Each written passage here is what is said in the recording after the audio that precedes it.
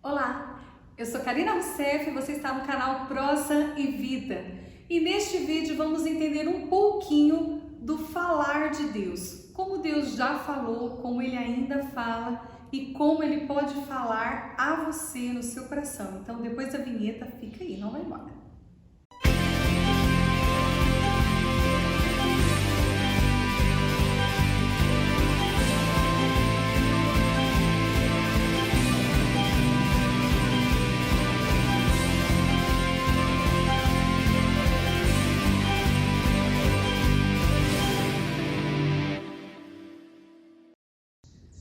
Como Deus fala.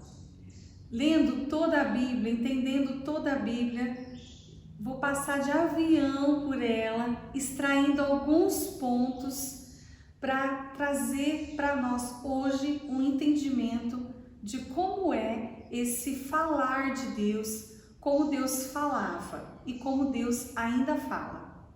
Então, o primeiro texto que eu quero trazer é o texto do Éden, do Jardim do Éden, que é onde tudo começa.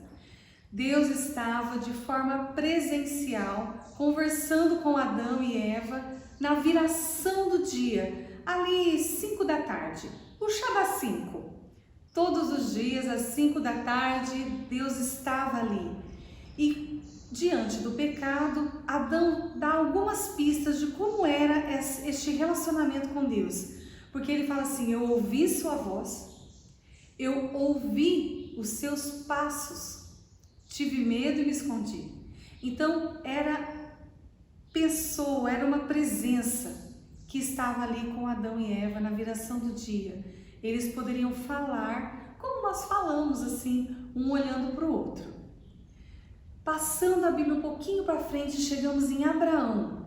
Abraão era amigo de Deus, ele tinha um homem de muita fé e ele recebe Deus em sua casa. Então, quando ele ouve aquela voz que já era familiar, ele fala: como posso recebê-lo em minha casa? E convida-o para almoçar, jantar. Então, era ali uma presença, uma pessoa, um relacionamento presencial.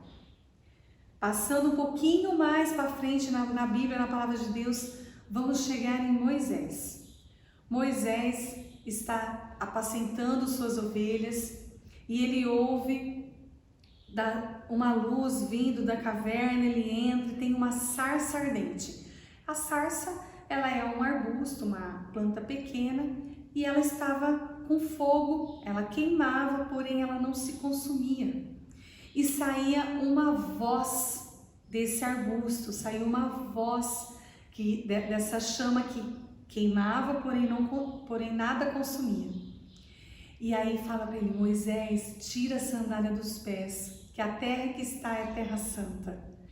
E aí ele ouve uma voz e Deus fala com ele: olha, eu quero que você liberte o meu povo que é escravo no Egito, já há 400 anos.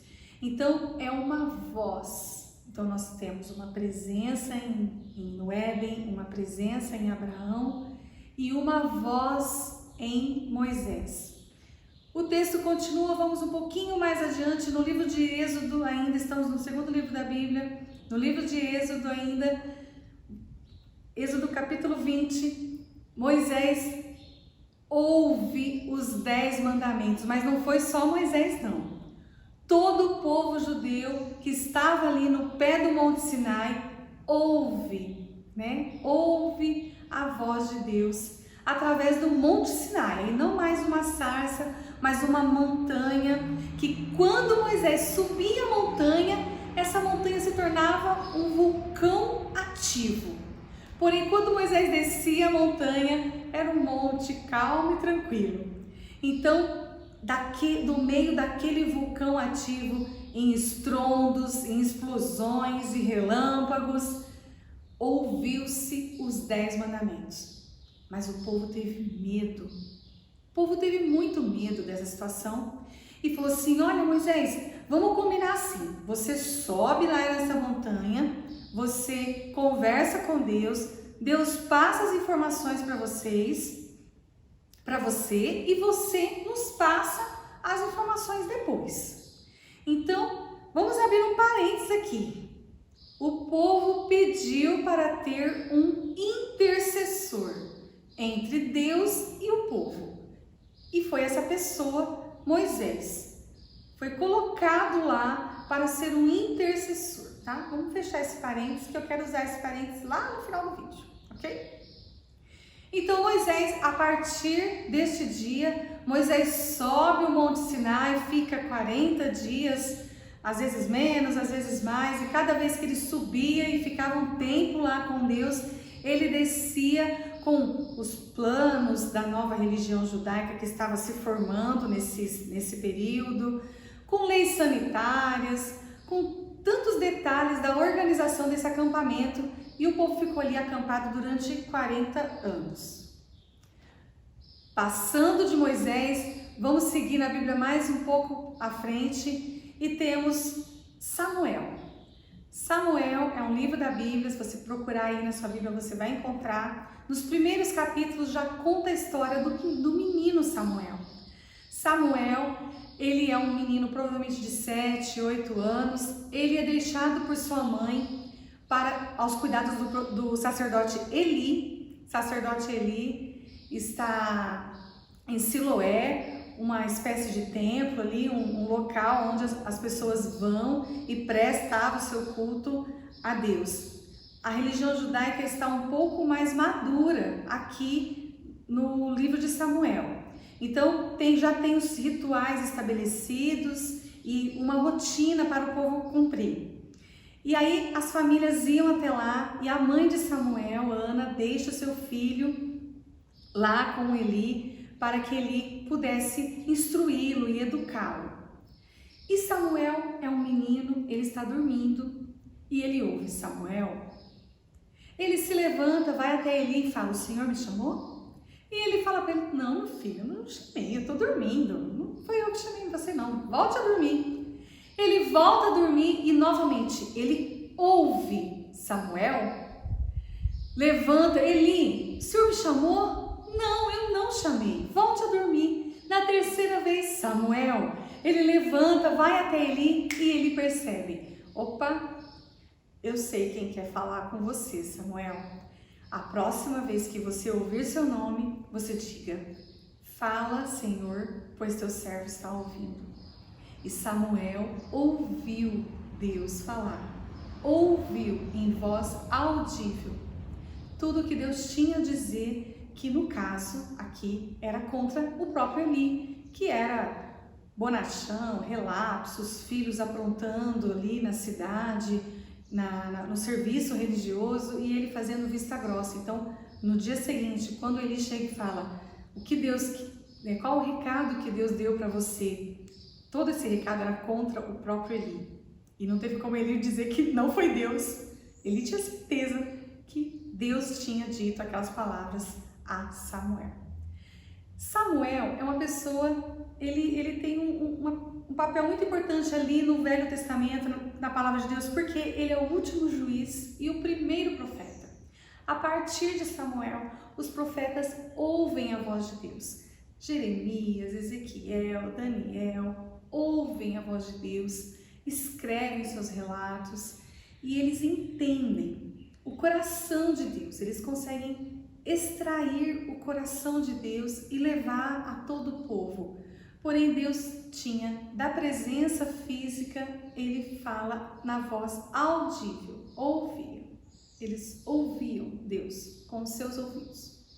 E a última vez que a voz de Deus foi ouvida foi no batismo de Jesus. Jesus foi batizar, João Batista está ali nas margens do Jordão para batizá-lo, e o Espírito Santo desce em forma de pomba, não é uma pomba, um bichinho não, em forma de pomba. O Espírito Santo desce e repousa em Jesus e ouve uma voz audível. Todos que estavam ali ouviram essa voz que dizia: este é meu filho amado, que me dá muita alegria. Ou em outras traduções, né, que a Bíblia foi escrita, o Novo Testamento em grego e o Velho Testamento em hebraico, mas outras traduções diz assim: este é meu filho amado, em quem me comprazo, né, em quem tenho o meu prazer. Esse é meu filho amado que me traz muita alegria. Essa é a tradução que eu mais gosto. Então, esta foi a última vez que a voz audível de Deus foi ouvida. Durante agora o próximo bloco da Bíblia, que são os 4 evangelhos, Mateus, Marcos, Lucas e João, nós temos Jesus, que é a segunda pessoa da Trindade, ali em pessoa, falando, tocando, curando, ensinando, testemunhando, contando. Então, o Deus invisível está ali de uma forma visível. Experiências como Adão e Abraão tiveram. As pessoas ali, Pedro, Tiago, João, tiveram essa oportunidade de viver, de estar com o Mestre. E tudo que Jesus dizia era: eu ouvi do meu Pai, eu vi o que o meu Pai fez, meu Pai trabalha, eu trabalho. Então Jesus tornou real toda a verdade, tudo que Deus sempre ministrou a Jesus. Jesus vem e ministra a nós. E outra coisa incrível que tem é que tudo que Jesus fala, nenhuma palavra é dada sem um significado no Velho Testamento, sem chancelar, sem testemunhar do Velho Testamento. Tudo que Jesus fala tem uma referência, tem uma explicação, tem um porquê no Velho Testamento. Toda a coerência no Velho Testamento e na vida de Jesus, naquilo que Jesus vem fazer. Em João capítulo 16, Jesus, perto de ser crucificado, ele fala aos seus discípulos que, olha, eu vou voltar para o Pai, mas eu vou deixar com vocês o Consolador, que é o Espírito Santo, que é a terceira pessoa da Trindade. Então eu vou deixar com vocês o Consolador. E ele vai passar a ensinar a vocês tanto o entendimento da palavra de Deus, o entendimento da Bíblia, como outras orientações que serão necessárias passar. Isso Jesus deixa em João capítulo 16. E Jesus morre, é crucificado, ele ressurge, criando assim um novo e vivo caminho. E 50 dias depois o Espírito Santo vem. E o Espírito Santo vem para habitar em nós. O Espírito Santo vem para morar em nossos corações.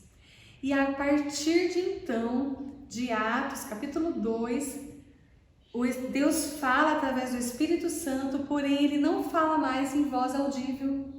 Ele não fala mais da pessoa de Cristo em pessoa apenas nos 4 evangelhos, né, que temos aqui na palavra de Deus, nos 4 evangelhos, então nós possamos ainda ler para ouvir a voz de Jesus, mas o Espírito Santo, ele começa a falar aos nossos corações. Então, do livro de Atos até o final da Bíblia, você tem o ministério do Espírito Santo, o Espírito Santo trazendo entendimento, trazendo iluminação na palavra de Deus. E esse entendimento vem crescendo. Lembra do parênteses que eu pedi para abrir, para guardar lá no começo? Em que as pessoas, né, ali o povo judeu, o embrião do povo judeu, pediu que Moisés fosse um interlocutor? Pois é, isso ainda acontece até hoje. Nós não queremos um relacionamento direto com Deus. Nós queremos um interlocutor. E agora, a voz do Espírito Santo, ela é muito subjetiva. No Velho Testamento não havia dúvida que se Deus existe ou não, porque ele era ouvido, ele era percebido. Hoje é subjetivo. Deus fala agora, através do Espírito Santo, aos corações. Por isso que temos hoje tanta heresia, porque um líder aí qualquer diz assim: Deus falou comigo e ele disse que é para todo mundo raspar a cabeça. Aí sai raspando a cabeça. Deus falou comigo e tem que pintar a casa de roxo. É subjetivo, não tem como. Você até desconfia, você até duvida daquelas palavras, de que realmente Deus falou. Principalmente se você tem um conhecimento bíblico. Aí você fala: olha, conhecendo a Bíblia toda, Deus não costuma dar essas ordens estranhas, não. Mas se você não tem, e como você não quer buscar um relacionamento direto com Deus e a vantagem do interlocutor, faz com que tantas pessoas enganam e tantas pessoas se deixam enganar. Então, este vídeo é para te convidar a não ser enganado, a buscar, a beber da fonte, que é a Bíblia. Tudo que eu disse para você desde o começo está aqui. Falei bem resumido, bem por cima, mas está tudo aqui. Se você ora, se você lê a Bíblia, você é capaz de entender o que é vaidade, do que é palavra de Deus, do que realmente é o Espírito Santo ministrando no coração daquele que está dizendo. Então, não se deixe enganar. Busque beber água limpa da fonte, que é a palavra de Deus. A palavra de Deus é a água limpa. É claro que às vezes é mais fácil a gente já tomar um suco de laranja, a gente já tomar uma vitamina, às vezes é mais fácil. Só que nesta facilidade, muitos estão tomando água barrenta, água contaminada e se tornando ainda mais doente. Então o meu convite é que você beba água limpa, que é a água da palavra de Deus, e ouça no seu coração o Espírito Santo falando a você e te trazendo entendimento, discernimento e clareza de pensamento, ok? Esse fica meu convite hoje. Se inscreva no canal, ative o sininho, tudo aquele normal que você já sabe. Beijo e até mais!